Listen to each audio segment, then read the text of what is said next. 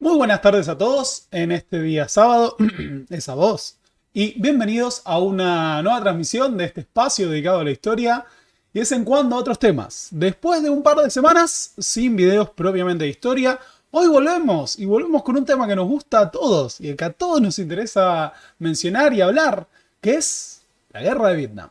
Así que vamos a retomar uno de los campos clásicos que hemos trabajado en este espacio, que es el ciclo de conflictos de Indochina, porque estamos a 4 de mayo y el 30 de abril se cumplió un nuevo aniversario de la caída de Saigón.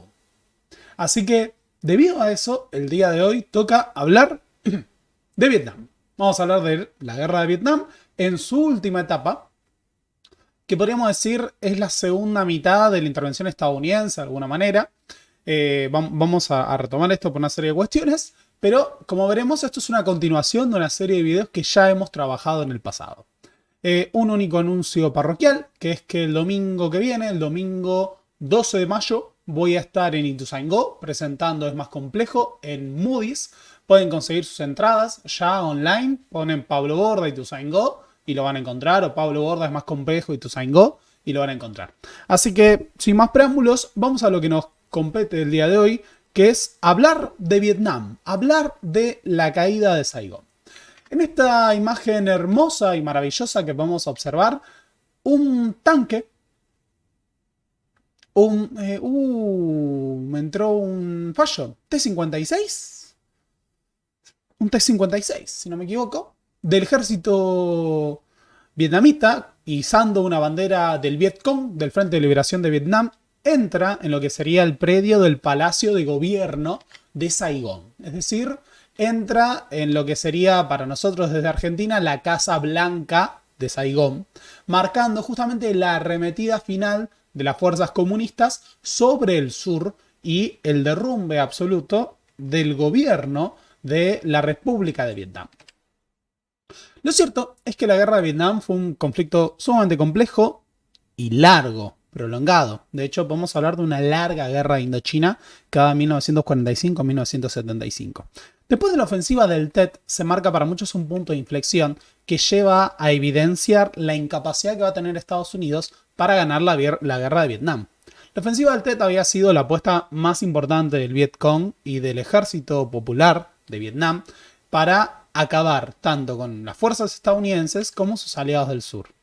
Desde este punto, y a partir del descrédito en el que caen las fuerzas del sur y lo que es el gobierno de Estados Unidos, va a haber una serie de intentos de tirar para atrás la intervención estadounidense, reducir el número de combatientes y llevar adelante lo que se conoce como la vietnamización. El arquitecto de esta política va a ser Henry Kissinger, entre otras medidas, bajo la presidencia de Richard Nixon. Es así que Estados Unidos progresivamente va a ocupar un rol secundario en el conflicto hasta la retirada absoluta de sus fuerzas. En el medio va a haber toda una serie de negociaciones y especulaciones políticas y diplomáticas con el objetivo de dejar a Estados Unidos lo mejor parados posibles a pesar de que se iban a retirar de este conflicto armado. De hecho, en 1973 se sellan los acuerdos de París por los que Estados Unidos se retira oficialmente de la guerra, llevando al Vietcong a una posición de fuerza muy superior. De hecho, en el periodo que sigue a los acuerdos de París va a haber un derrumbe absoluto de las fuerzas del sur que va a provocar la caída definitiva de este gobierno en la ofensiva que se desarrolla en 1975.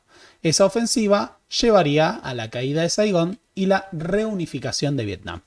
Así que, por todo esto, el día de hoy vamos a hablar de la caída de Saigón. O, si queremos, la última etapa de la guerra de Vietnam. Esta imagen, ¿no?, de un tanque soviético ingresando en el Palacio de Gobierno de Saigón para marcar el punto cúlmine de esta ofensiva y el triunfo de los comunistas en la guerra de Vietnam, es parte de un proceso largo, ¿no? Todos hemos visto alguna vez esta imagen de los últimos marines estadounidenses evacuando sus posiciones en Saigón para retirarse absolutamente de un conflicto en el que se habían empantanado durante años. Ahora, lo cierto es que esta icónica imagen de la caída de Saigón marca el punto último entonces de un conflicto de larga duración.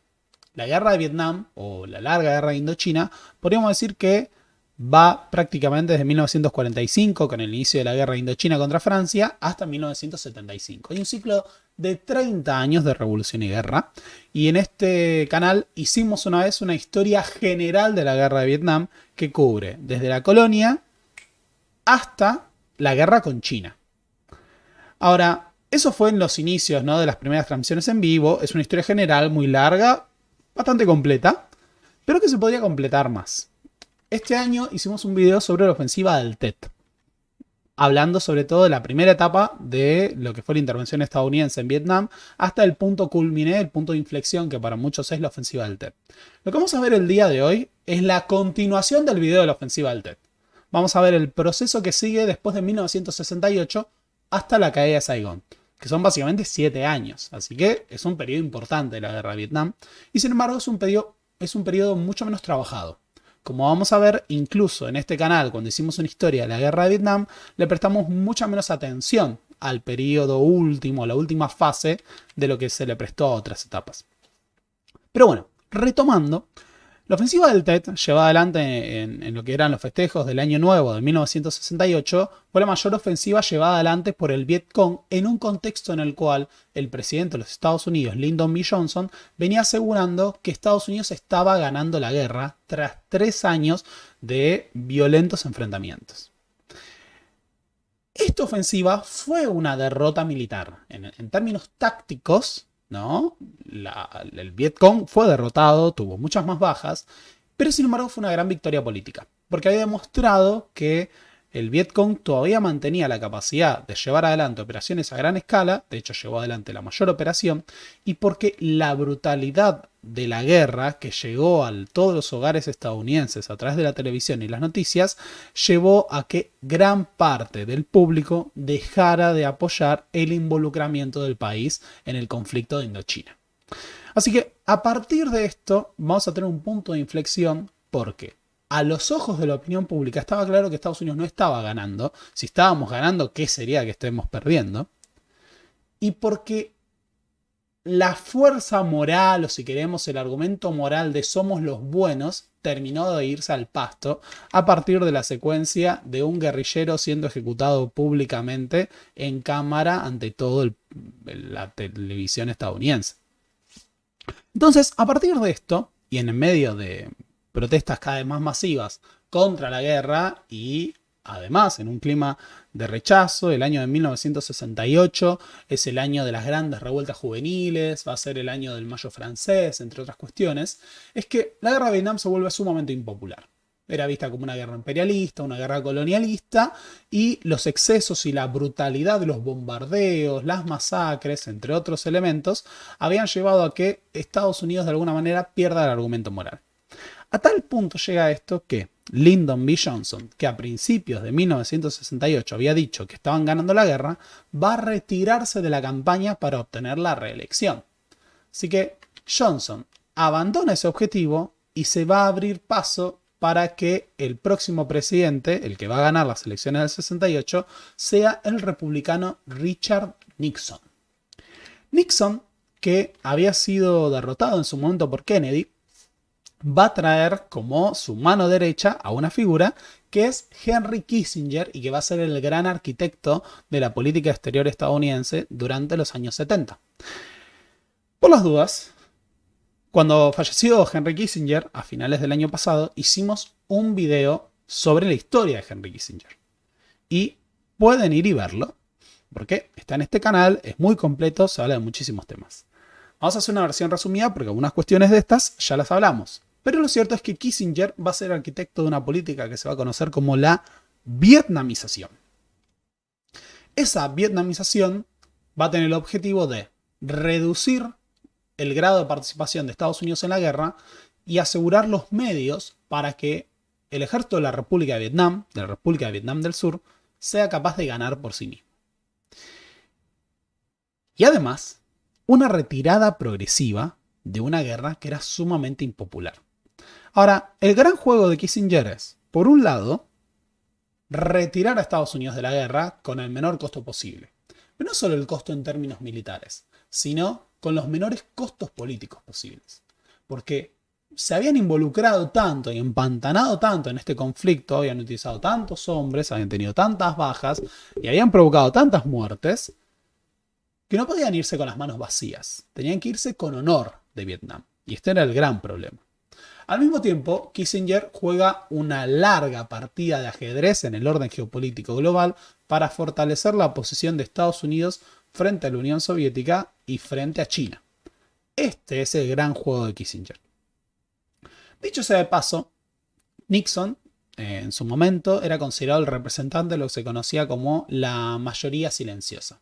¿Qué era la mayoría silenciosa? Y bueno, sobre todo votantes blancos de las clases medias que no estaban involucrados en el gran movimiento político de masas y en la rebelión de los años 60.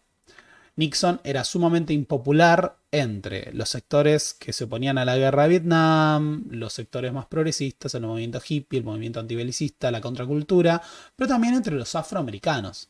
Los años de 1960 están marcados por la revuelta de los guetos afroamericanos, por la oposición de la población afroamericana a la guerra de Vietnam y el reclutamiento, por el desarrollo de figuras como Muhammad Ali, Malcolm X, bueno, en su momento obviamente lo que fue la figura de Martin Luther King, entre otros.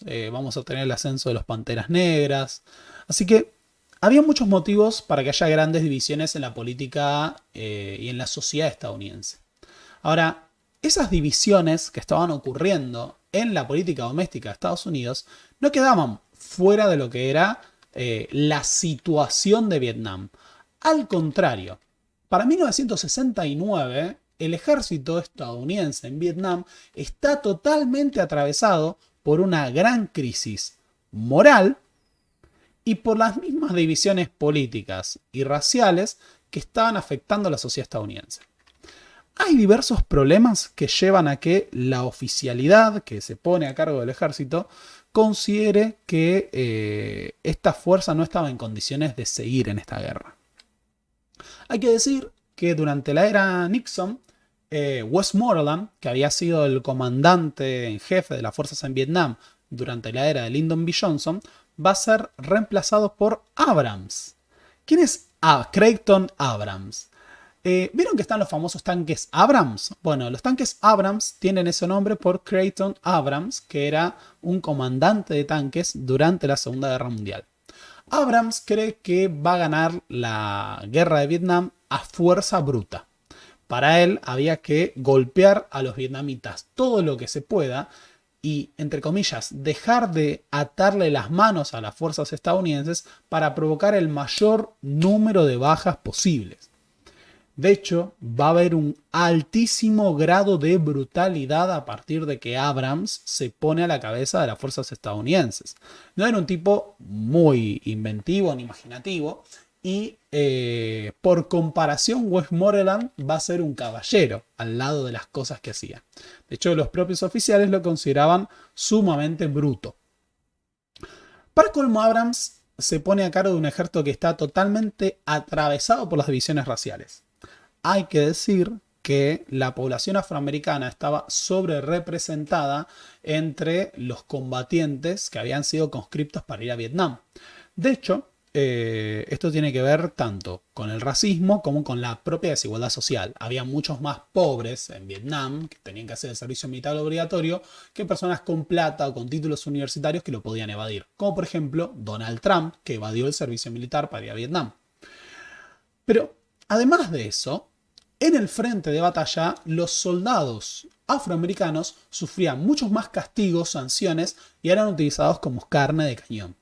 Eso llevó a que progresivamente haya una rebelión y una indisciplina, entre comillas, obviamente un cuestionamiento a los oficiales, por parte de los soldados afroamericanos. De hecho, para este periodo de la guerra, incluso muchos militantes del Black Power, ¿no?, que llamaba a empoderar a los afroamericanos, estaba teniendo mucha fuerza en el propio frente de batalla. Estos cuestionamientos a la oficialidad llevaron incluso a rebeliones y motines. Ya vamos a ver a qué punto llega esto. De nuevo, tenemos que considerar que la oficialidad de estadounidense en Vietnam era sumamente despiadada y que muchas de las misiones que se les encomendaban a los soldados rompían todos los patrones morales de la sociedad. Pero las divisiones raciales, incluso entre los latinos estadounidenses y los blancos, no eran el único problema. Otro gran problema era el consumo de drogas. Para 1968 y 69 se había extendido enormemente el consumo de drogas en el frente de batalla. Entre esas drogas, la principal era la marihuana, cada vez en mayores cantidades, y la otra era la heroína. La heroína se convirtió en un gran problema. Hubo una epidemia de adicción a la heroína y hubo muchos episodios de violencia vinculados al consumo de alcohol y drogas en el frente de batalla.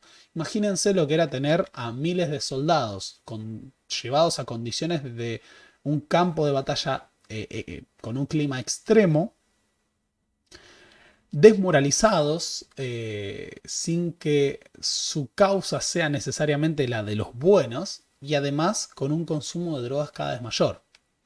Así que teníamos divisiones raciales, consumo de drogas, consumo de alcohol, excesos de violencia, y también teníamos un fenómeno muy llamativo que era el famoso fragging. ¿Qué era el fragging? Fragging, a veces traducido como fragueo, por las dudas mucho de lo que vamos a hablar el día de hoy está en el libro de Max Hastings, Vietnam, la guerra de Vietnam, una tragedia épica, 1945-1975. Igual también hay mucho sobre esto en el siglo de la Revolución de Fontana y en Por el bien del imperio. El fragging o el fragueo era el asesinato accidental de oficiales en el campo de batalla. Muchos oficiales impopulares que llevaban ataques contra sus propios soldados o les imponían castigos y demás, eran fragueados. Cuando por accidente, por ejemplo, a un soldado se le caía una granada que mataba al oficial o una bala perdida, entre otros. El fragging se volvió sumamente común a partir de 1968. De hecho, tenemos cientos de oficiales que murieron producto del fragueo, asesinados por sus propios subalternos. Ahora, esto no es lo único que ocurría. Tenemos que tener en cuenta que lo extremo de la guerra de Vietnam llevó a que se cometieran actos de absoluta brutalidad. Entre ellos, en 1968 tomó notoriedad la masacre de My Lai. La masacre de My Lai fue una de las peores masacres que se hayan cometido en el marco de una guerra durante la segunda mitad del siglo XX y consistió en la matanza de 500 civiles vietnamitas, hombres, mujeres y niños por parte de las fuerzas estadounidenses. Obviamente no vamos a poner las fotos más terribles porque vamos a evitar la censura de YouTube, pero lo cierto es que 500 personas de un poblado que no eran combatientes fueron brutalmente asesinadas por las fuerzas estadounidenses porque sí. Esto no era un caso aislado, se estaban llevando adelante la destrucción de viviendas y masacres. De hecho, las misiones de buscar y destruir habían llevado a que la oficialidad estadounidense premie el número de muertos en combate. Y a partir de esto, lo que muchas veces ocurría era que se asesinaba a civiles y se los contabilizaba como soldados enemigos caídos en el campo de batalla. Ahora, no solo se trataba de tener un ejército desmoralizado, con una crisis, conflictos, enfrentamientos, llevando adelante una guerra que era considerada injusta, que era muy difícil de vender al público norteamericano en un contexto de oposición, sino que a su vez, el gobierno que estaban apoyando en Vietnam del Sur era un gobierno sumamente impopular, corrupto y que tenía una pésima imagen internacional. Para entonces, después de lo que había sido el golpe y derrocamiento de Ngo Dinh Diem, se habían instalado una serie de gobiernos militares en lo que era la República de Vietnam, en Vietnam del Sur, que llevaron eventualmente al ascenso de Nguyen Van Thieu. Van Thieu era un general del ejército vietnamita, formado por los estadounidenses, que gobernaba un país que básicamente se había propuesto eliminar a su oposición budista y a su oposición comunista, que utilizaba mucho del dinero que llegaba para la ayuda militar y humanitaria de los Estados Unidos para beneficiar a generales corruptos. De hecho, los propios estadounidenses en sus registros critican que el régimen de Ban Thieu ponía militares que le eran adictos y fieles, incluso si eran incompetentes, porque los prefería a los que podían ser más eficientes, pero no le iban a ser leales. Entonces tenemos una dictadura sumamente corrupta, que era defendida con la sangre y las armas de los Estados Unidos, sin que estuviera claro que fueran los buenos. Ban Thieu fue el presidente que más tiempo estuvo a cargo del gobierno de Vietnam desde la muerte de Ngo Dinh Diem, que fue el primer presidente de Vietnam del Sur.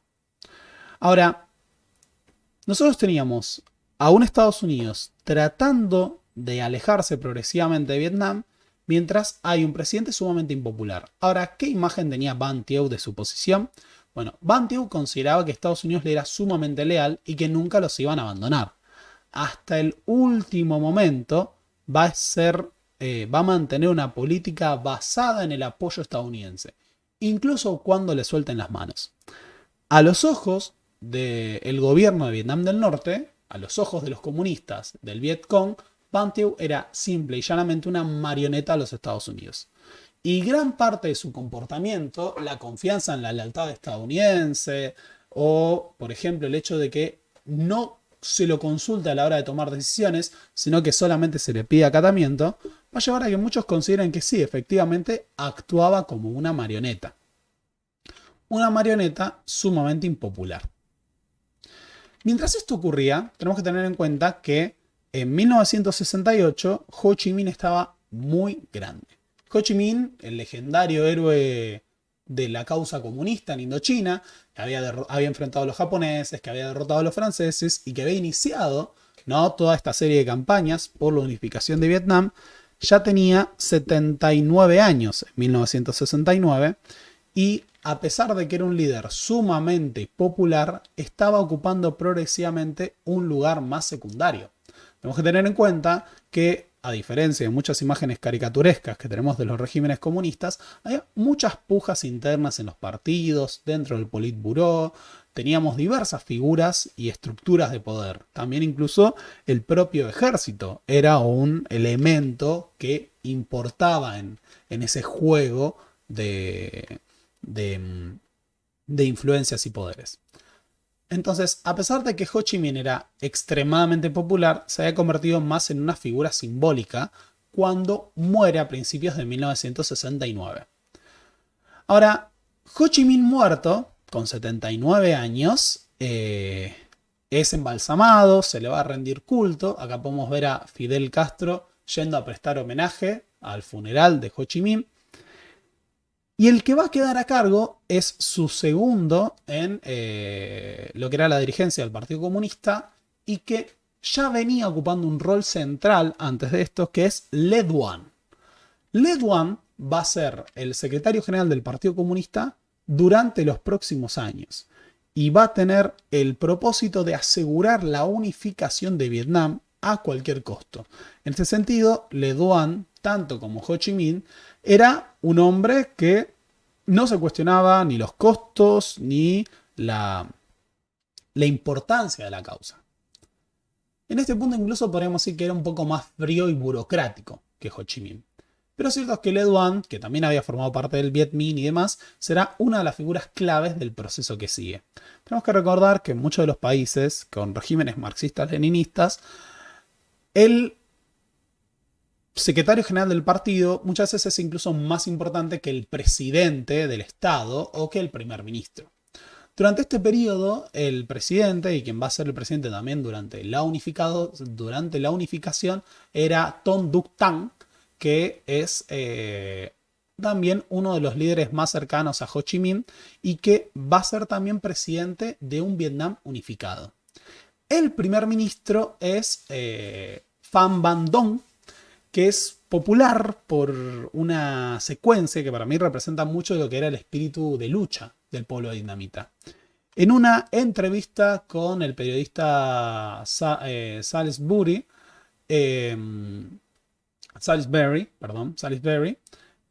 Van Dong le preguntó, ¿cuánto quieren pelear ustedes los estadounidenses?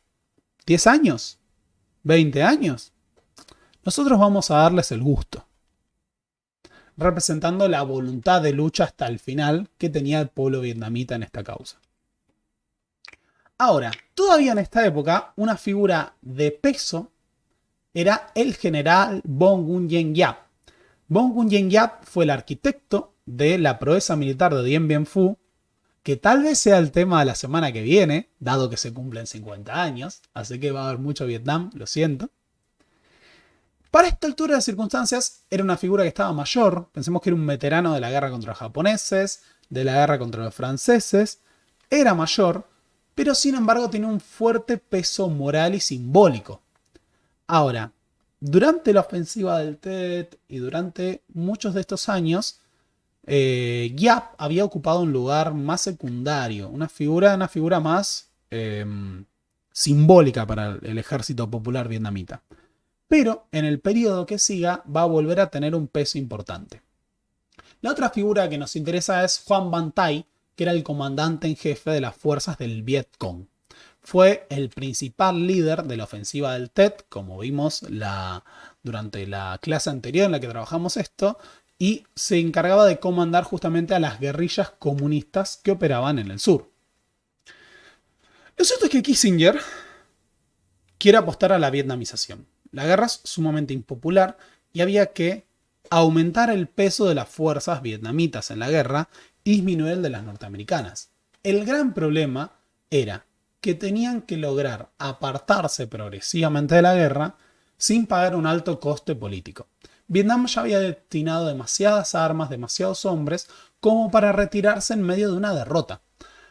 Un detalle que no hemos hablado y que tal vez es importante mencionar es que Estados Unidos no fue el único país que intervino en la guerra de Vietnam, sino que las fuerzas aliadas también incluyeron a un contingente australiano, tropas británicas e incluso tropas surcoreanas que fueron famosas por su extrema brutalidad.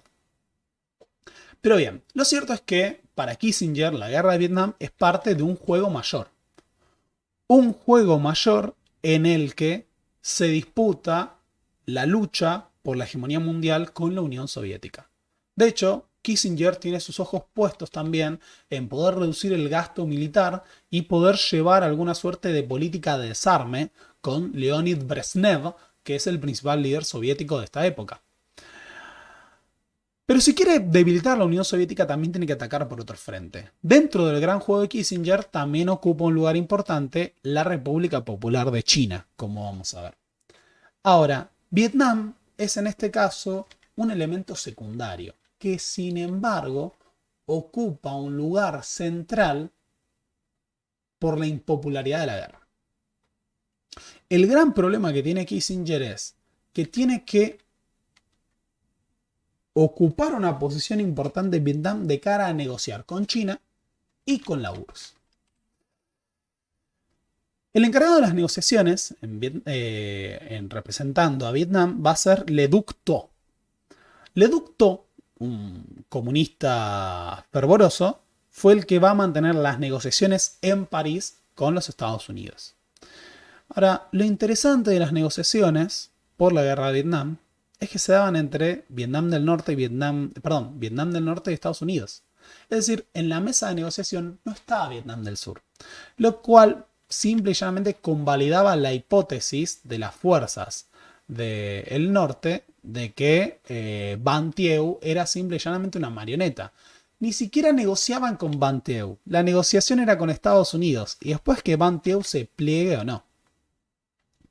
Ahora, dado que la guerra era sumamente impopular, había que crear los mecanismos para una retirada progresiva de Estados Unidos. Y eso implicaba dejar a Estados Unidos bien parado, pero además que el resultado de la guerra no afecte, por ejemplo, a las elecciones del 72. Uno de los grandes temas es que para 1968 había 500.000 soldados estadounidenses peleando en Vietnam. Medio millón de hombres. Se había convertido en el mayor despliegue militar desde la Segunda Guerra Mundial. Y Y en Estados Unidos hay un gran cuestionamiento a uno de los grandes problemas que ocupó la agenda estadounidense. Estados Unidos intervino en Vietnam, si queremos, de dos grandes formas. Tres. La primera es la asesoría y el apoyo económico y militar, armamentístico y logístico a las fuerzas del sur, ¿no? A la República de Vietnam.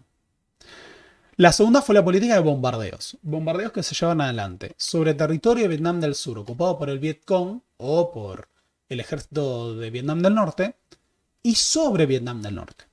Esa política de bombardeos, que tuvo su primera gran operación en lo que fue la operación Rolling Thunder, había llevado a asesinar a miles de civiles, a destruir infraestructura, a destruir capacidad militar del norte, con el objetivo de forzarlos a negociar o retirarse de la lucha.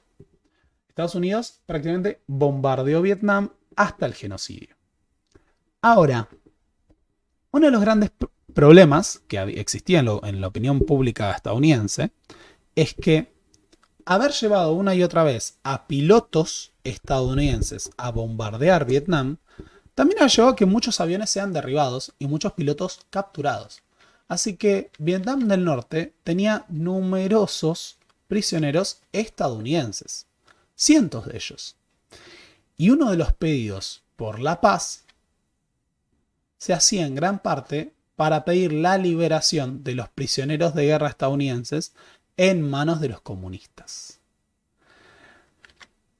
Esta demanda va a estar muy presente, además del pedido de abandonar la guerra, y va a ser uno de los elementos de presión sobre el gobierno. De hecho, en los años de Nixon se dan los mayores episodios de escalada en las protestas contra la guerra y revueltas populares que van a tener su punto culmine en la masacre de la Universidad de Kent en 1970, cuando la policía disparó sobre estudiantes, asesinando e hiriendo a varios. Por eso, la importancia de la retirada de Vietnam era central, porque el público estadounidense pedía la retirada. Y en este contexto, no se podía seguir sosteniendo un esfuerzo de guerra que no estaba claro que vaya a llevar una victoria. De hecho, al contrario, para este momento, tanto Estados Unidos como, sobre todo Estados Unidos, tenía la idea de que el sur iba a perder. La guerra de Vietnam se iba a perder. Lo que había que hacer era retirarse en los mejores términos posibles. La vietnamización va a llevar a la retirada progresiva de fuerzas estadounidenses de Vietnam. Pero más allá de la retirada progresiva, que va a tener sus puntos cúlmines en los años de 1971, 72 y 73, lo que también había que hacer era dejarle las condiciones a Vietnam del Sur para poder ganar, si era posible, o defenderse lo más que pueda, o evitar una caída general de los gobiernos de la región de Indochina que estuvieran alineados con Estados Unidos. Y nos sacaron imágenes. Tenemos un problema con las imágenes. Para esto, lo que se va a llevar adelante en estos años es un proceso de reforzamiento de la capacidad militar y operativa de las fuerzas de Vietnam del Sur. Había muchas fricciones entre la oficialidad estadounidense y la oficialidad survietnamita. De hecho, muchas veces los oficiales estadounidenses consideraban a los generales survietnamitas como corruptos e incompetentes. De hecho, en más de una ocasión hay una apreciación de que el valor de los soldados survietnamitas estaba por encima de la capacidad de mando de sus oficiales. Lo que ocurrió en estos años es que, además del armamento ligero, las fuerzas survietnamitas van a recibir cada vez más helicópteros de combate estadounidenses, tanques, baterías, cohetes antiaéreos, cohetes para ataques a distancia y aviones. Lo que se van a proponer progresivamente es que muchas de las tareas en el campo de batalla que antes lo ocupaban las fuerzas estadounidenses, progresivamente las ocupen las fuerzas survietnamitas. Por ejemplo, los ataques rápidos y masivos con helicópteros. Esto igual también era parte de un juego de tensiones que se daba entre Van Thieu y Nixon. Para Van Thieu, insisto, la idea de que Estados Unidos pudiera abandonarlo era muy lejana en el horizonte. Se supone que Estados Unidos estaba comprometido con su causa hasta el final. Y él va a creer esto. Ahora, La oficialidad estadounidense, como dijimos, consideraba que los generales de Ban Thieu eran corruptos.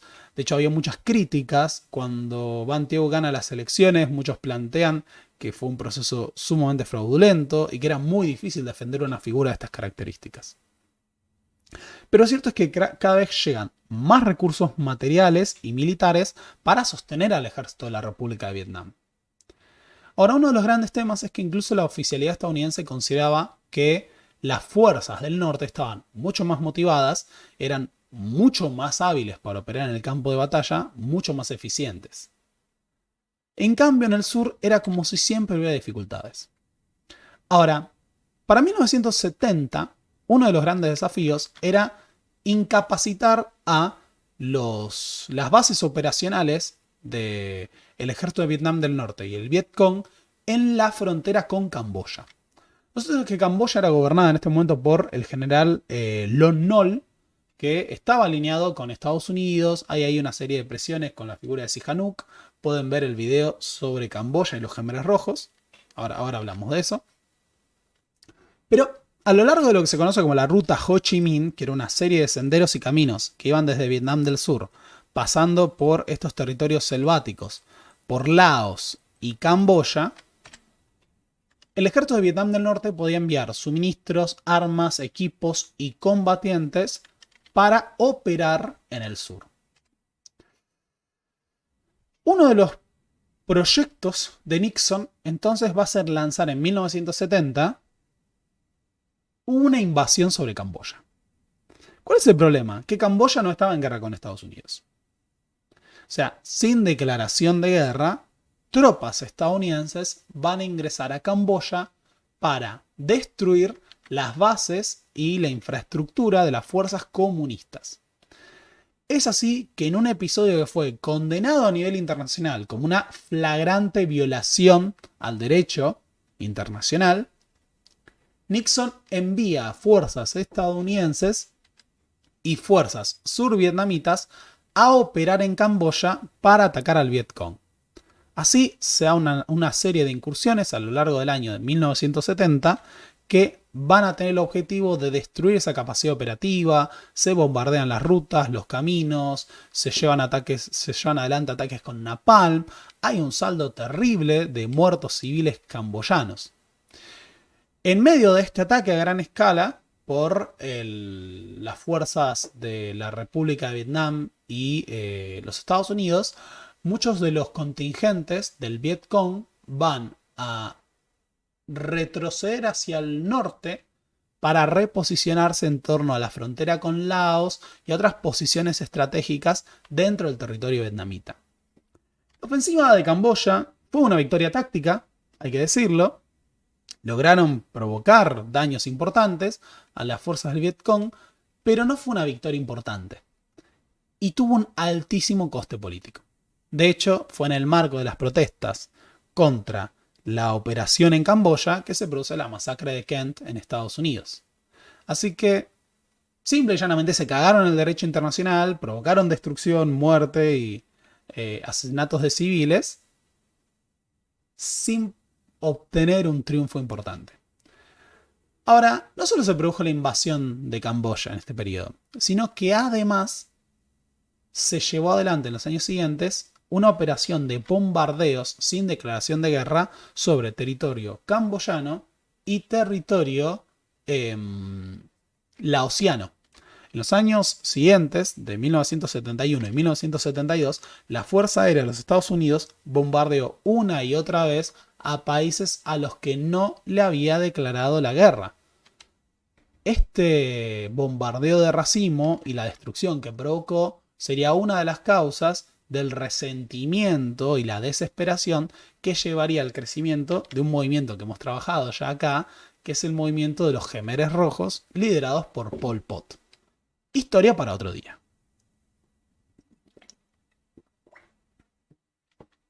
Ahora, el Vietcong, replegado hacia el territorio de Laos y hacia sus bases más en el norte, estaba reagrupando sus fuerzas y tratando de consolidarse. A pesar del éxito parcial de la operación de Camboya, el Vietcong seguía en condiciones de combatir. Y sus combatientes, a su vez, estaban mucho más motivados y eran un oponente mucho más fiero de lo que era el ejército del sur. Para complicar las cosas, en el norte, progresivamente, en el norte de Vietnam del Sur, sé que suena raro, había cada vez más unidades del ejército de Vietnam del Norte operando, que traían armamento cada vez más pesado. Uno de los proyectos que se propone el gobierno de los Estados Unidos es desarticular a la fuerza del Vietcong. Y para esto es que se lanza el programa Fénix. ¿En qué consistió el programa Fénix? Bueno, el programa Fénix entra en la larga enciclopedia de crímenes de lesa humanidad cometidos por la CIA y de guerras secretas de la CIA. Fue un programa de la CIA para detectar y eliminar la infiltración comunista en Vietnam del Sur. ¿Qué se aplicó durante el programa Fénix? Las técnicas de la guerra de contrainsurgencia, o lo que en Argentina conocemos como la, entre comillas, guerra antisubversiva. Mecanismo del terrorismo de Estado. Miembros de la policía del gobierno de Saigón, junto a las fuerzas especiales y comandos de la CIA, llevaron adelante detenciones, secuestros, interrogatorios, torturas y asesinatos de posibles combatientes del Vietcong en todo Vietnam del Sur. Durante los años del programa Phoenix, decenas de miles de personas fueron interrogadas por las fuerzas de la CIA y de Vietnam del Sur. Llevando adelante episodios de extrema brutalidad, hay un documental que está en Amazon, que es sobre la ofensiva del Tet, que tiene un testimonio que es terrible, de personas que fueron torturadas en el marco del programa Fénix. No me acuerdo, se llama La ofensiva del Tet, el documental. Es muy bueno porque interrogan a todos vietnamitas, así que lo recomiendo. Pero bueno, lo cierto es que durante el operativo Fénix, los secuestros, torturas y asesinatos impulsados por la CIA, las fuerzas especiales y las fuerzas de policía del sur llevaron a la neutralización, comillas, comillas, comillas, de entre comillas 80.000 posibles activos del Vietcong. Se calcula que entre 30 y 40.000 fueron asesinados después de ser brutalmente torturados y unos 50.000 fueron detenidos y tal vez solo torturados. Para parte de la oficialidad estadounidense, el programa Phoenix llegó muy tarde. De haberse aplicado antes, podría haber detenido la ofensiva del Tet, por ejemplo. El otro paso era la retirada progresiva de las fuerzas estadounidenses. En el año de 1971, 150.000 soldados estadounidenses fueron removidos del servicio activo en Vietnam. O sea, pasamos de más de 500.000 de soldados a, con la retirada progresiva, a unos 300.000 hacia el 71. Esto era parte de una retirada generalizada que tenía que llevarse adelante para que el peso de la guerra recaiga en las fuerzas survietnamitas. Ahora, ¿cuál era el problema de progresivamente irse retirando? Que las fuerzas survietnamitas tenían que demostrar que eran capaces de llevar adelante las tareas militares necesarias para sostener la guerra. Porque imagínate que se retira Estados Unidos y las fuerzas survietnamitas no estaban capacitadas o son derrotadas. Sería como si Estados Unidos hubiera sido derrotado.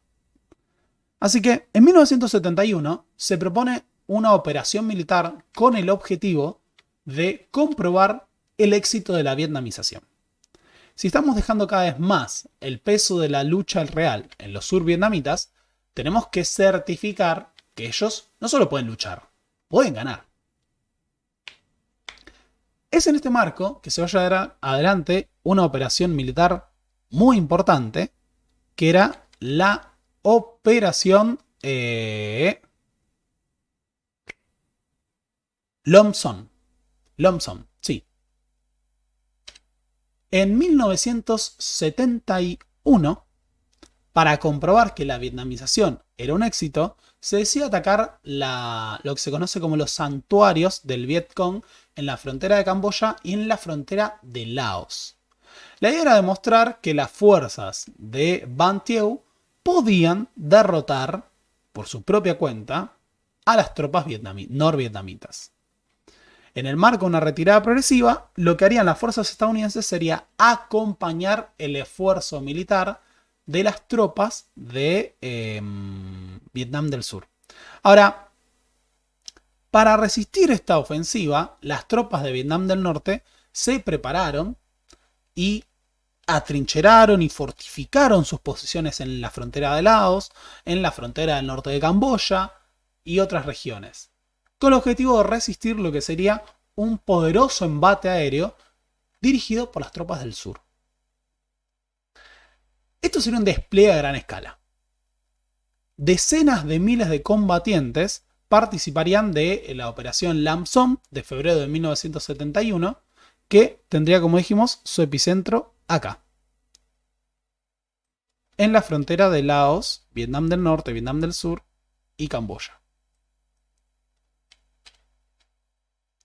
Es una operación por tierra y por aire. De hecho, uno de los planteos que se hace es que es una de las grandes operaciones en las que van a participar todas las fuerzas, con el objetivo de demostrar que el ejército de Vietnam del Sur estaba en condiciones de combatir. Este asalto masivo era una gran apuesta para demostrar que la vietnamización funcionaba y que las fuerzas sureñas podían luchar de igual a igual con el norte. Pero lo cierto es que la resistencia de las tropas del norte fue feroz. Los despliegues masivos con cientos de helicópteros de tropas del sur fueron contestadas con fuego de morteros, con ametralladoras, y cada vez que se intentaba crear una posición a partir del despliegue aerotransportado de fuerzas, el embate de las tropas del Vietcong y los bombardeos hacían retroceder a los sureños. Ahora, ¿vieron que dijimos que había fricciones entre el norte entre el sur y Estados Unidos? Bueno, Ban Thieu no quería perder tantos hombres. Para él, la incursión en Camboya y en Laos iba más allá de los objetivos estratégicos de Vietnam del Sur. Entonces, lo que propuso a sus mandos es retirarse a partir de sufrir 3.000 bajas. A partir de las 3.000 bajas sería necesario abandonar Lam Son y replegarse a posiciones seguras. Por el otro lado, el Vietcong se propuso asesinar a 12.000 combatientes del sur. Fíjense estos números porque es importante para medir lo que va a pasar en Lam Son. Ban Thieu dijo, con 3.000 muertos nos retiramos, y el Vietcong dijo, tenemos que matar a 12.000 de ellos. Lo cierto es que los combates fueron de los más terribles de la guerra de Vietnam. Hay que decir que a pesar de que este periodo es el que menos atención se le presta, el periodo del 71 al 73 es el que tiene las batallas más masivas y destructivas de la guerra de Vietnam, en muchos casos. Las tropas del Vietcong resistieron terriblemente en los bosques. Estados Unidos tuvo que asistir a las fuerzas del sur con bombardeos, con napalm, y esto llevó a que en gran parte de la vietnamización fuera una ilusión, porque al final tenía que terminar interviniendo a través de operaciones aéreas masivas, solo aéreas, pero masivas, para respaldar a las fuerzas sureñas. La retirada de las fuerzas survietnamitas de Lam Son fue desastrosa. Unidades enteras del sur fueron aniquiladas cuando trataban de mantener estas posiciones en la selva a las que habían llevado mediante maniobras aéreas y que eran abatidas mediante bombardeos, morteros, obuses explosivos por las tropas del Vietcong. Así que Lam Son fue un desastre militar. Según algunos de los recuentos, las tropas sureñas tuvieron alrededor de 20.000 bajas entre muertos y heridos. Quizás hasta 10.000 muertos. Las tropas del norte tuvieron unas 10.000 bajas entre muertos y heridos. O sea que la campaña militar que tenía que demostrar el éxito de la vietnamización fue un desastre que demostró que las tropas sureñas tal vez nunca fueran a estar en condiciones de luchar de igual a igual con el norte. Incluso con la asistencia estadounidense, no fueron capaces de destruir los santuarios del Vietcong. En este marco es que las fricciones y la vietnamización llevan a que en 1972 se retiran 140.000 soldados de Vietnam, reduciendo enormemente el grado de participación de las fuerzas estadounidenses. A partir de acá, la participación terrestre va a ser marginal, lo que quede de la intervención yanqui. Pero en 1972, Nixon, para poder enfrentar la situación de la guerra de Vietnam, va a lanzar una operación que va a ser fundamentalmente aérea. Pero dijimos que Vietnam es un objetivo secundario. Hay un gran juego de la política en el medio. En medio, ¿no?, del desastre de Lam Son, de esa retirada, de la incapacidad de obtener un gran triunfo táctico, se da la cumbre entre Estados Unidos y China. A principios de 1972, Richard Nixon se convierte en el primer presidente de los Estados Unidos en viajar a la República Popular de China para entrevistarse con Mao Zedong. Este gran logro diplomático de Henry Kissinger es lo que va a permitir aislar progresivamente a la Unión Soviética, fortaleciendo el vínculo entre Estados Unidos y China. ¿Cuál es el gran problema? Que hasta este momento China más o menos mantenía una relación, mantenía una relación fuerte con Vietnam. Tanto China como la Unión Soviética habían entregado armamento, equipos, apoyo logístico. De hecho, históricamente, China consideró a Vietnam como un territorio de su patio trasero. Incluso Vietnam estuvo bajo el dominio imperial de China.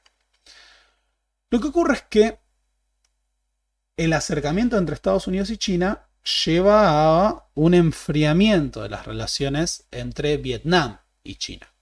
Sin embargo, se logran negociar algunos aportes. Uno de ellos es la entrega masiva de toneladas de material bélico por parte de China y por parte de la Unión Soviética para fortalecer al ejército de Vietnam del Norte. Así, a lo largo de 1971 y 72 llegan miles de toneladas de armamento que incluían obuses, tanques, morteros, ametralladoras. Estos serían utilizados en una gran operación. Pero eso viene para después. Estados Unidos, habiendo retirado a la mayor parte de los combatientes que había llegado a tener en Vietnam, iba a restringir su operación militar en Vietnam a lo que era más eficiente. ¿Qué habían demostrado en los últimos años? Que al público estadounidense le molestaban las tropas estadounidenses muriendo en tierra y los prisioneros de guerra. Pero no le molestaban los vietnamitas asesinados en bombardeos. Bombardear Vietnam era la forma más eficiente de tener presencia militar, ayudar al sur y evitar pagar un alto costo político. ¿Qué ocurre con esto? Que en 1972 se lanza la operación Linebacker. Linebacker sería justamente el que ocupa un rol de apoyar al mariscal de campo en lo que es un partido de fútbol americano. La operación Linebacker fue la mayor operación de bombardeos de la guerra de Vietnam. Cientos de bombardeos B-52 y de cazas fueron lanzados para arrojar un tonelaje enorme de explosivos sobre Vietnam del Norte. No estamos hablando de las posiciones del Vietcong en el sur, sino sobre Vietnam del Norte. Lo que ocurre es que se busca destruir la capacidad y la voluntad de lucha de los vietnamitas. Así que se bombardean fábricas militares y civiles, depósitos de combustibles, se bombardean plantas eléctricas. Durante la operación Linebacker se llegó a acabar con el 70% de la capacidad para producir energía eléctrica de Vietnam del Norte. Y fueron destruidos depósitos enteros de combustibles. Además de que fueron asesinados miles de civiles. En este marco, Kissinger y Leduc Tho estaban negociando las posibilidades para un acuerdo. En algún momento se pensó en la posibilidad de que se forme un gobierno de coalición en el sur. Pero esto era inadmisible, tanto para el norte como para el sur. El sur porque no quería formar gobierno con los comunistas, y el norte porque consideraba que solo podían llegar a la paz cuando haya sido removida la marioneta estadounidense del sur, que era Ban Thieu.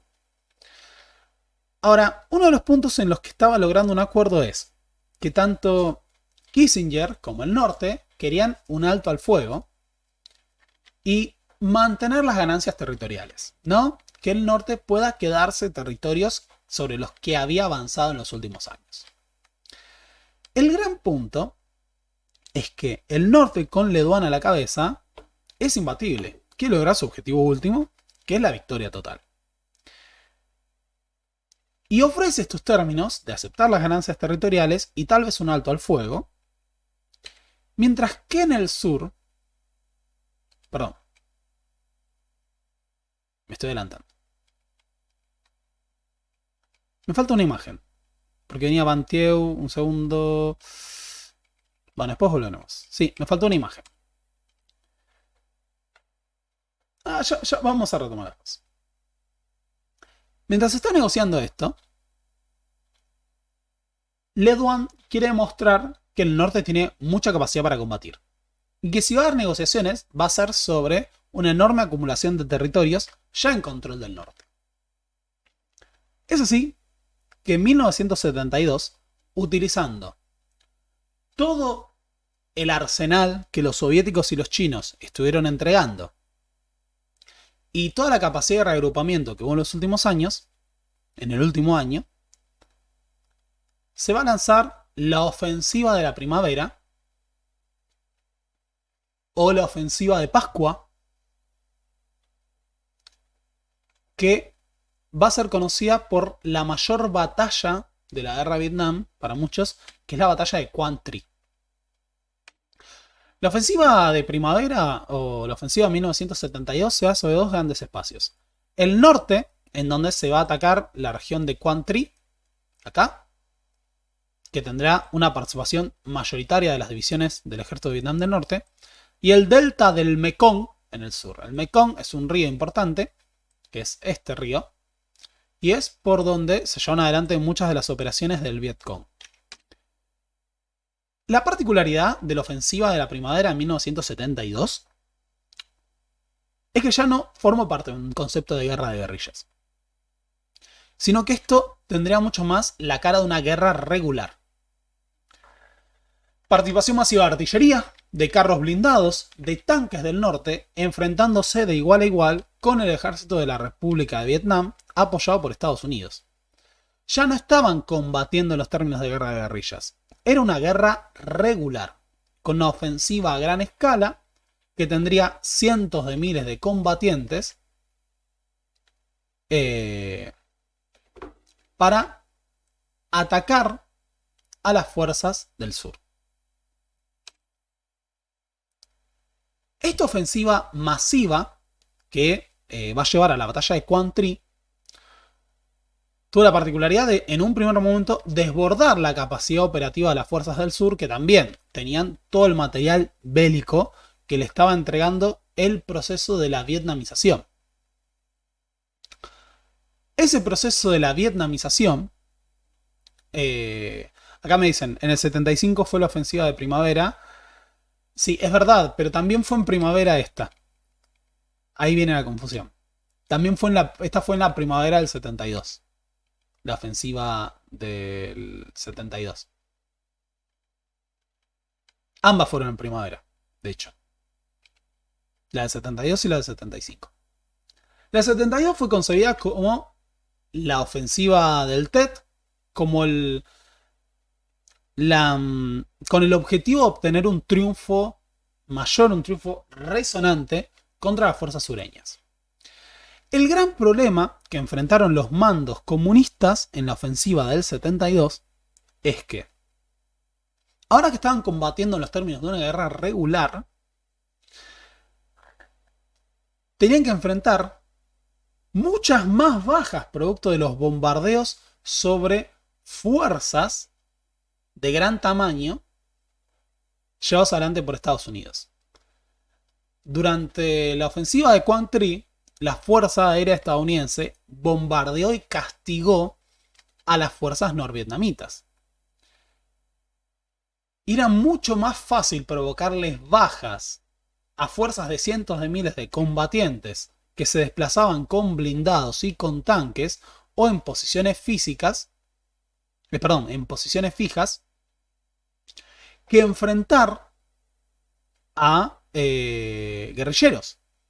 Entre bombardear a un ejército regular y bombardear a la guerrilla, los estadounidenses, en la ofensiva del 72, pudieron provocar muchos más daños a las fuerzas del norte. La ofensiva de Quang Tri no logró sus objetivos y tuvo un número descomunal de bajas.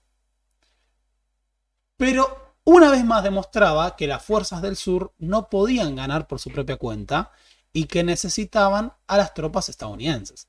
Así que, a pesar del terrible costo, las fuerzas norteñas tuvieron alrededor de 100.000 bajas entre muertos y heridos en toda la ofensiva.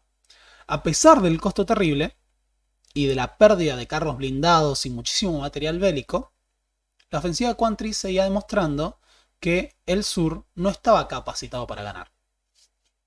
El ejército sureño estaba muy desmoralizado, incluso a pesar de la victoria, porque no se estaban dando avances y progresivamente las acciones comunistas eran mucho más temerarias de lo que habían sido en el pasado. Le Duan no iba a dar el brazo a torcer en las negociaciones. Le Duc Tho con Kissinger estaban tratando de llegar al acuerdo para un cese al fuego y una pacificación. El gran problema es que cuando Kissinger, que es el que negocia, porque Estados Unidos negocia con el norte, y cuando le entregan los términos, a Van Thieu no logran que éste quiera ceder. Él no quería ceder territorios, ni quería gobierno de coalición, ni nada. ¿Qué ocurre con esto? Que Kissinger entonces plantea, en medio de la campaña electoral, que no puede firmar una paz deshonrosa para Estados Unidos, porque estamos en 1972, Nixon va por la reelección y no podemos permitir perder las elecciones por haber jugado en Vietnam una carta inadecuada. Entonces, bueno, si Van Thieu no va a ceder, lo que vamos a hacer es obligar al norte a ceder. ¿Y cómo vamos a obligar al norte a ceder? Con Linebacker 2. Si Le Duan no quiere ceder acá, lo vamos a obligar con otra campaña de bombardeos. Que no solo va a ser terriblemente destructiva, sino que se lleva adelante en Navidad. Finales de 1972, Linebacker 2 produce una destrucción terrible sobre el norte, llegando incluso a bombardear Hanoi, la capital del país, en Navidad, asesinando a miles y miles de civiles masacrados bajo las bombas estadounidenses, sin distinción, hombres, mujeres, niños, ancianos, destruyendo infraestructura civil y masacrando a la población. En este marco, en medio de las bombas sobre el norte, es que Nixon gana las elecciones sin haber firmado todavía una retirada estadounidense de Vietnam. Ya triunfando, se sientan a negociar de nuevo. Y en enero de 1973, ya en el segundo mandato de Nixon, Kissinger y Le Duc Tho firman los Acuerdos de París. ¿En qué consistían los Acuerdos de París? En firmar un alto al fuego, la retirada de Estados Unidos de Vietnam, definitiva de todas las fuerzas estadounidenses, la devolución de los prisioneros de guerra estadounidenses capturados por los vietnamitas, el pago de una indemnización y rescate por parte de Estados Unidos en dinero a la República de Vietnam del Norte, la República Popular de Vietnam,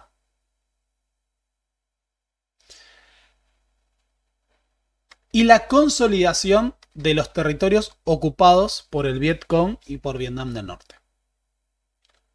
El punto es que habría un impas hasta que se aseguren las posiciones en ese alto al fuego.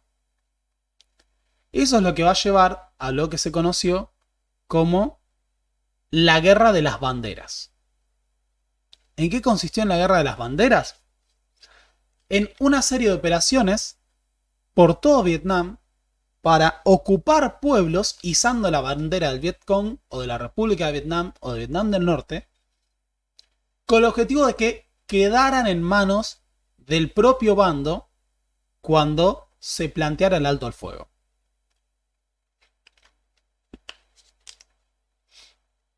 En este marco,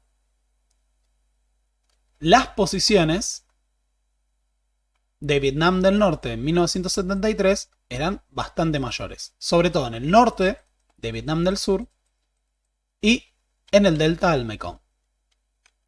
Así es donde vamos a ingresar en la última etapa de la guerra de Vietnam, que va a ser el enfrentamiento únicamente entre el norte y el sur. Kissinger fue condecorado con el premio Nobel de la Paz por haber firmado los acuerdos de París. También lo fue Le Duc Tho. Le Duc Tho, el diplomático norvietnamita, que había logrado firmar con Estados Unidos, también fue condecorado con el premio Nobel de la Paz.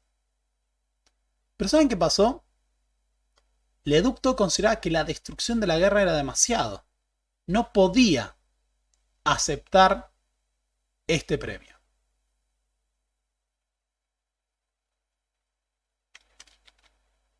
Kissinger no tenía problema. Kissinger aceptó, consideró que se lo merecía a diferencia de Le Duc Tho. Así que Kissinger tuvo un premio Nobel de la Paz por los acuerdos de París.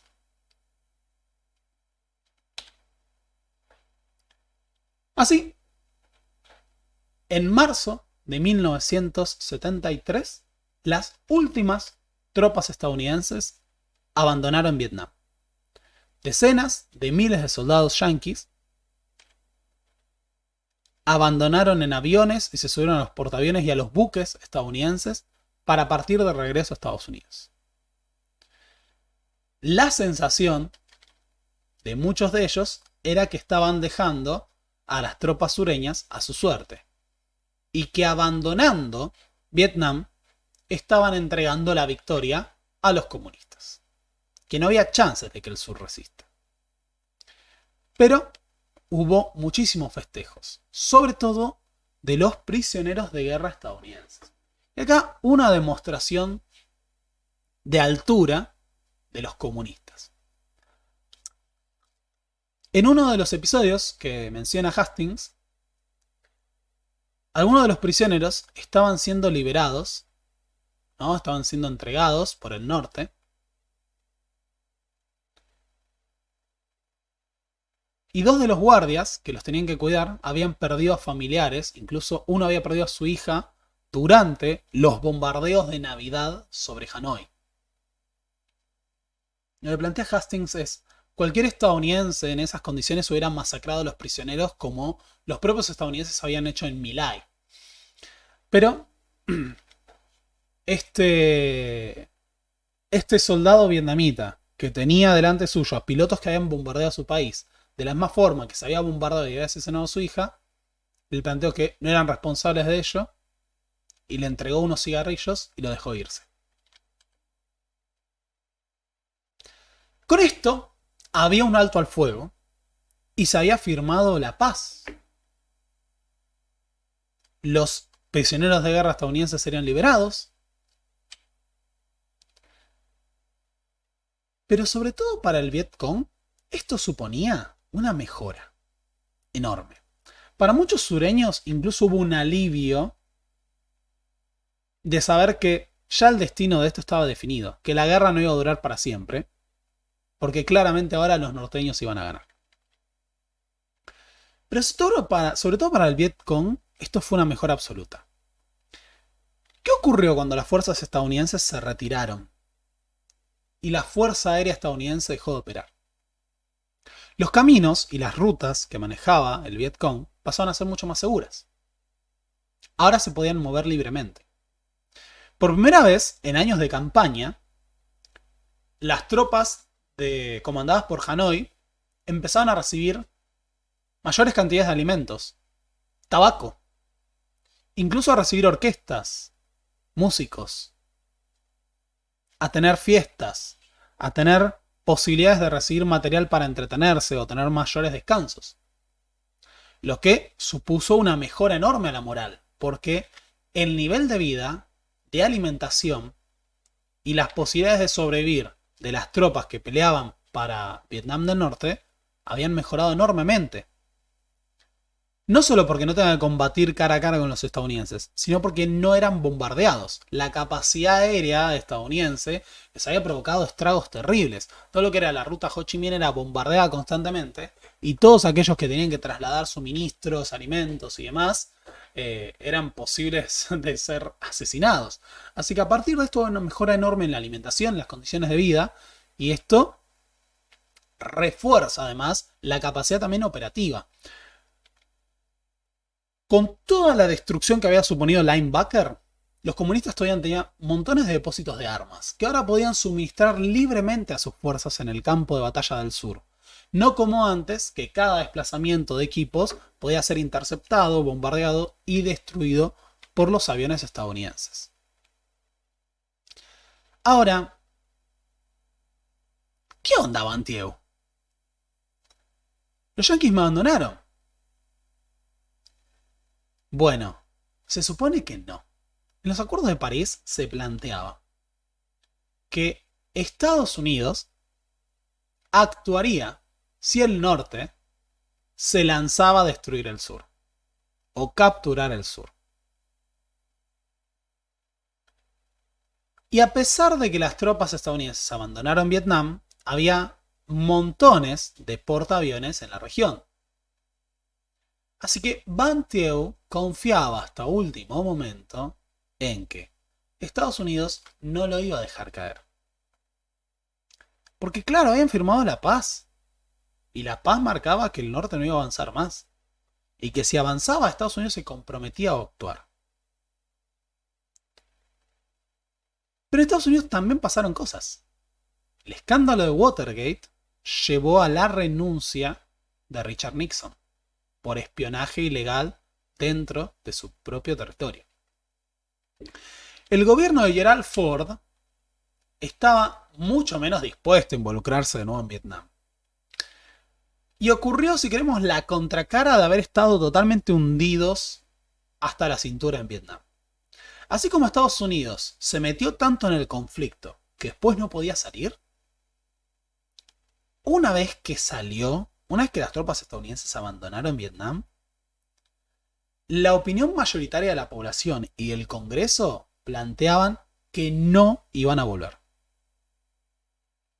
El Congreso se posicionó mayoritariamente en contra de intervenir en Vietnam de nuevo. Y a pesar de que se había firmado eso, tanto Kissinger como el norte sabían que eso no iba a ocurrir.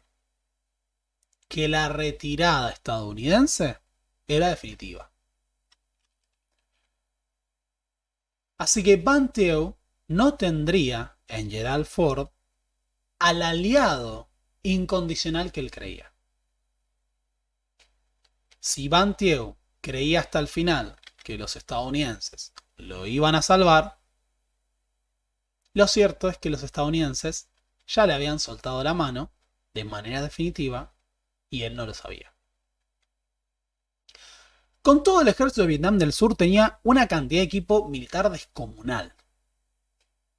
Armas, helicópteros, aviones, tanques, artillería. Pero un ejército mucho más desmoralizado que el del norte.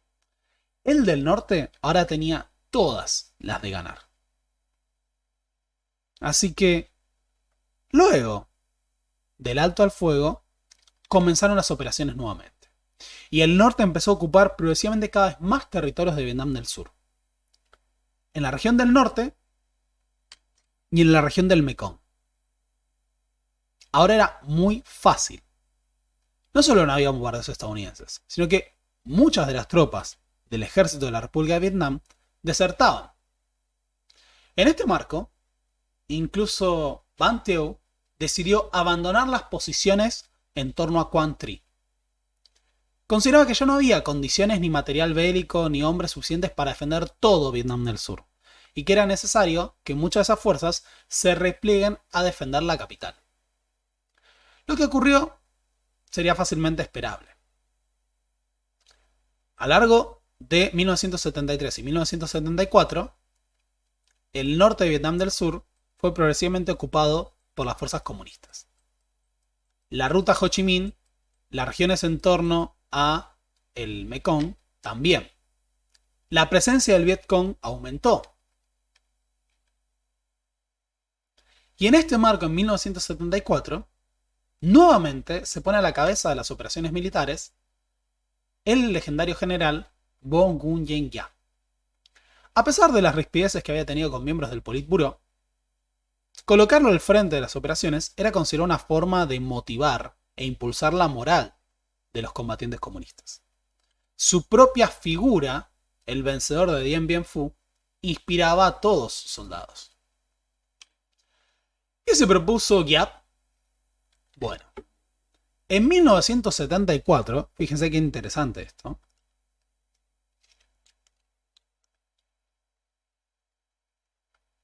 En 1974, Giap diseñó un plan estratégico por el que se especulaba con derrotar totalmente a Vietnam del Sur en 1976 y asegurar la reunificación de Vietnam.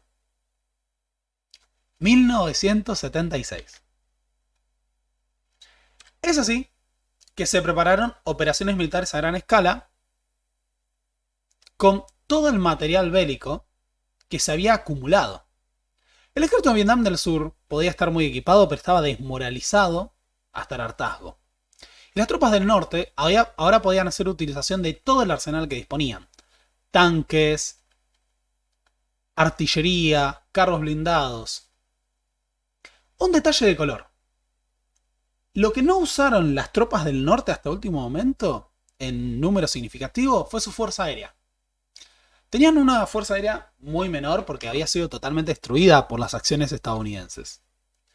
Pero, en la última etapa de la guerra, no se lanzaron a utilizar su fuerza aérea porque temían que utilizar el espacio aéreo pudiera provocar una intervención de los cazas y los bombarderos estadounidenses. Así, a lo largo de 1974, se lanzó una ofensiva generalizada por la cual montones de territorios y ciudades cayeron en manos del ejército de Vietnam del Norte y del Vietcong, mientras se producían deserciones masivas de las tropas sureñas.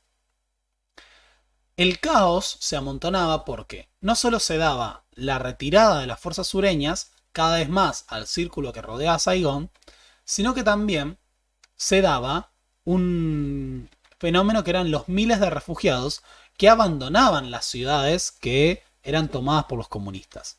Así que las calles estaban obstruidas y eso incluso dificultaba la capacidad operativa. Es así que en la primavera de 1975 se lanza la ofensiva final.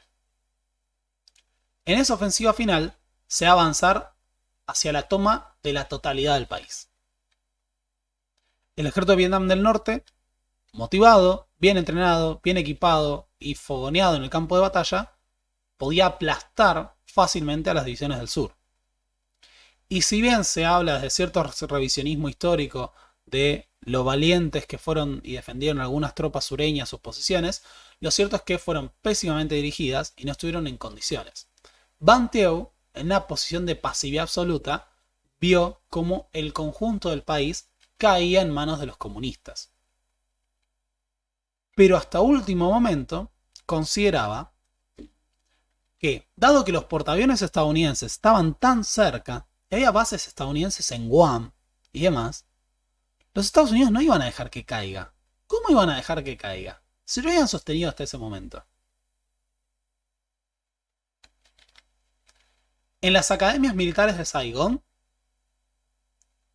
hasta el 28 de abril de 1975, todavía se enseñaban hipótesis de conflicto en las que Estados Unidos apoyaba a Vietnam del Sur. Pero no, lo cierto es que las fuerzas comunistas rodearon Saigón Y en marzo de 1975 tenían la región en torno a Saigón rodeada y lanzaron el asalto final a finales de abril. La ciudad no estaba en condiciones de resistir. Miles de refugiados, tropas que se desplomaban, mientras que las tropas comunistas avanzaban, con artillería, con carros blindados, con tanques, e incluso eran recibidos con muestras de apoyo por parte de la población. Para gran parte de la población, indistintamente de quién ganara, indistintamente de que estuvieran ganando los comunistas, hay una sensación de alivio de llevar al final 30 años de conflicto. Van Thieu tomó las reservas de oro de Vietnam del Sur y huyó a Estados Unidos. Miles de soldados survietnamitas se quitaban las botas y los uniformes y los tiraban al piso para quedarse en pantalones cortos como civiles o para rendirse. Miles de personas vinculadas al gobierno o funcionarios públicos o con propiedades huían en las operaciones de evacuación dirigidas por tropas estadounidenses que eran parte de la embajada o por comandos del ejército de Vietnam del Sur. El gobierno estadounidense se propuso evacuar a empresarios que estaban operando en Vietnam, a figuras diplomáticas, funcionarios.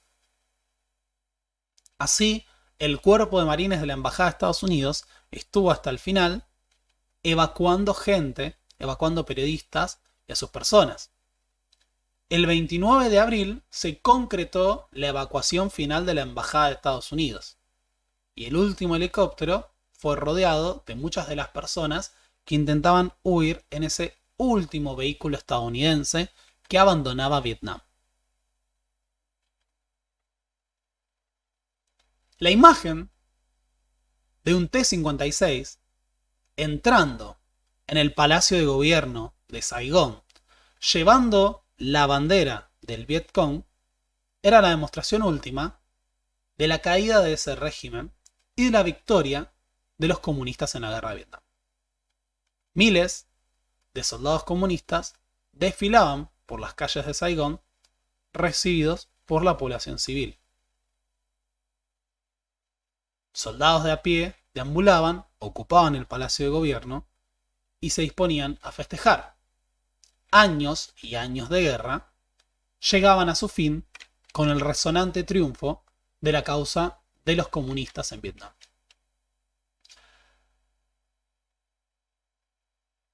La caída de Saigón lleva a su fin 30 años de guerra. Durante esos 30 años, y durante la operación, sobre todo militar estadounidense en Vietnam, cerca de 2 millones de civiles fueron asesinados. La mayoría pereció por los bombardeos y las matanzas. Hubo alrededor de 2 millones de bajas dentro de las Fuerzas Armadas y hay que contabilizar alrededor de 2 millones de mutilados por las bombas. Y a pesar de que las tropas estadounidenses arrojaron más bombas sobre Vietnam que todos los aliados sobre Europa durante la Segunda Guerra Mundial, el Frente de Liberación de Vietnam y el Ejército de Vietnam del Norte ganaron. Y en 1975, con la caída de Saigón, se abrió paso a la reunificación bajo la forma de la República Socialista de Vietnam, hasta hoy día gobernada por el Partido Comunista. Así que eso fue la caída de Saigón. La semana que viene vamos a tener que volver a este periodo porque se cumple el aniversario de la batalla de Dien Bien Phu. Y no siempre se cumplen 70 años de eso. Así que la semana que viene tendremos video sobre la batalla de Dien Bien Phu. Y veremos el otro extremo de esta historia. Es decir, la guerra de Indochina. Así que espero que les haya gustado. Si les gustó, dejen like. Hay más personas en este video en vivo que likes. Así que dejen su like. No olviden hacerse miembros del canal, no olviden que pueden aportar. Aquellos que son de zona oeste, el domingo 12 de mayo nos vemos en Ituzaingó. Así que nada, espero que les haya gustado mucho. Y solo les quiero recordar algo antes de retirarme, que es que corriste en Saigón. Muchas gracias. Buen fin de semana.